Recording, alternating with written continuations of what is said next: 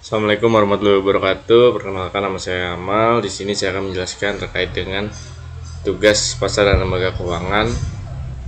Yang saya jelaskan pertama yaitu sesi 6, pasar modal dan bursa efek. Berdasarkan Undang-Undang Pasar Modal, kegiatan ini mencakup penawaran umum dan perdagangan efek, perusahaan publik terkait efek yang diterbitkan, serta lembaga dan profesi yang bersangkutan.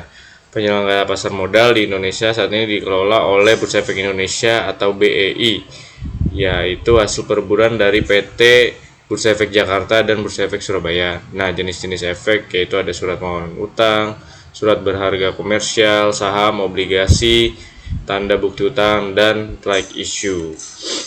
Nah, sumber pendanaannya, sumber pendanaan perusahaan ada 3. Yang pertama, dana internal yang berasal dari perusahaan itu sendiri, berasal dari laba operasi, kemudian dari utang, dan yang ketiga yaitu dari ekuitas atau di mana perusahaan melakukan go public di pasar modal untuk mendapatkan modal yang luas.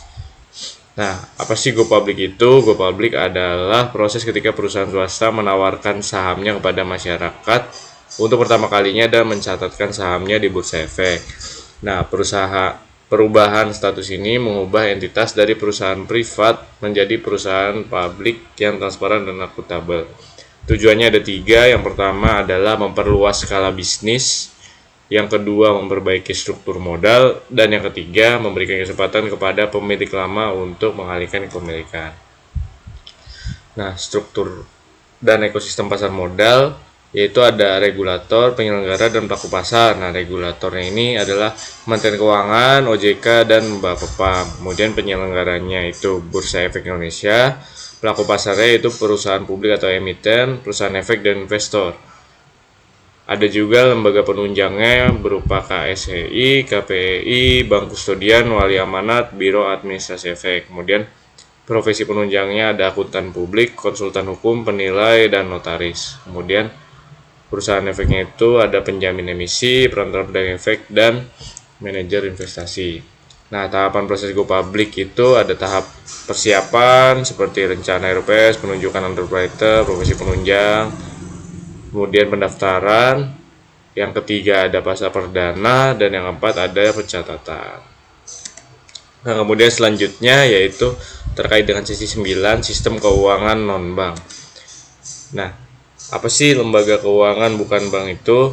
Pengertiannya adalah badan usaha di bidang keuangan yang secara langsung maupun tidak langsung menghimpun dana dari masyarakat dan menyalurkan kembali untuk kegiatan produktif. Kegiatan utamanya yaitu menghimpun dana, perantara untuk mendapatkan dukungan, dan perantara untuk mendapatkan tenaga ahli. Perannya itu meningkatkan produktivitas, memperlancar distribusi, dan membuka lapangan kerja. Ada 8 jenis. Yang pertama adalah perusahaan asuransi, kemudian dana pensiun, koperasi simpan pinjam, bursa efek, perusahaan anyap piutang, perusahaan modal ventura, pegadaian, dan perusahaan sewa guna atau leasing. Asuransi itu adalah perusahaan yang memberikan jasa penanggulangan risiko atas kerugian, kehilangan manfaat, dan tanggung jawab hukum kepada pihak ketiga akibat peristiwa yang tidak pasti. Nah, keuntungannya bisa dilihat. Kemudian ada dana pensiun, koperasi simpan pinjam, yaitu badan hukum yang mengelola dan menjalankan program yang menjanjikan manfaat pensiun. Kemudian ada bursa efek yang tadi sudah saya jelaskan sebelumnya, yaitu tempat jual beli surat berharga atau 2 instrumen utamanya, yaitu saham dan obligasi. Kemudian anjak piutang dan modal ventura, yaitu perusahaan pembiayaan dalam bentuk pembelian, pengalihan, dan pengurusan piutang perusahaan lain. Yang kelima itu ada pegadaian dan perusahaan leasing, yaitu usaha yang memberikan pinjaman kepada nasabah dengan jaminan barang bergerak. Kemudian ini perbedaan antara perusahaan keuangan bank dan non-bank.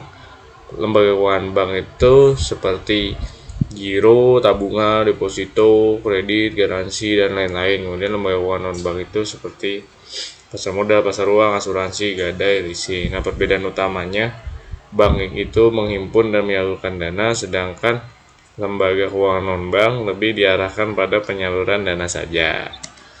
Kemudian selanjutnya ada instrumen investasi, yaitu Reksadana yaitu wadah dan pola pengelolaan dana bagi sekumpul investor untuk berinvestasi melalui unit penyertaan yang dikelola oleh manajer investasi ke dalam portofolio saham, obligasi, pasar uang, dan yang lainnya. Sekian yang dapat saya sampaikan, kurang lebihnya mohon maaf. Wassalamualaikum warahmatullahi wabarakatuh.